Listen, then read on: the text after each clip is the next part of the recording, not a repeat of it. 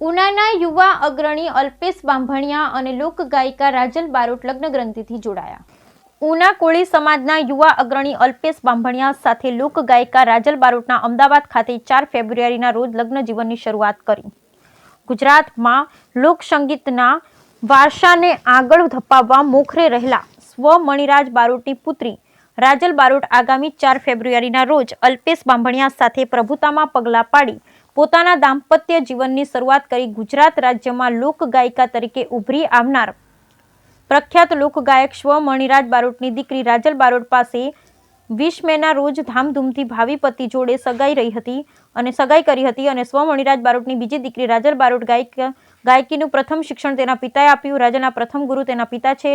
લોકડાયરામાં આજે રમઝટ જમાવનાર રાજલ બારોટ ભાવિ પતિ ઉનામાં યુવા નેતા અને સામાજિક રાજકીય ક્ષેત્રે મોટું નામ ધરાવે છે. હાલ ઉના નગરપાલિકા સૌથી વધુ મતે ચૂંટાયેલા સભ્ય કોળી સમાજના તાલુકા પ્રમુખ સાથે સમાજ સેવકની પણ જવાબદારી વહન કરે છે. તેમના ધર્મપત્ની રાજલ બારોટે જુલાઈ 2006માં પહેલી વખત લોકગીતની પ્રસ્તુતિ આપી હતી.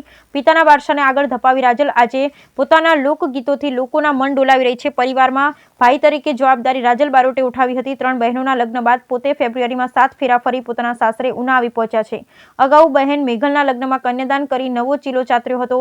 માતા પિતાની છત્રછાયા ગુમાવનાર રાજલે એકલ પંથે બહેનોને મોટી કરી અને સાસરે વળાવી. ભાઈ ન હોવાથી વર્ષોથી તેની બહેન રાજલને રાખડી બાંધે છે. સાથે ઉનાના રાજકીય અને સામાજિક અગ્રણી કાનજીભાઈ ભગવાનભાઈ દ્વારા પણ પોતાના લાડકવાયા દીકરા અલ્પેશભાઈના લગ્ન સાદાઈથી કરી સમાજને નવી પ્રેરણા પૂરી પાડી નવી શરૂઆત કરી છે. સમયના સાથે ખોટા વરઘોડા જેવા જાજરમાન ખર્ચથી બચવા સમાજને ઉત્કૃષ્ટ ઉદાહરણ પૂરું પાડ્યું.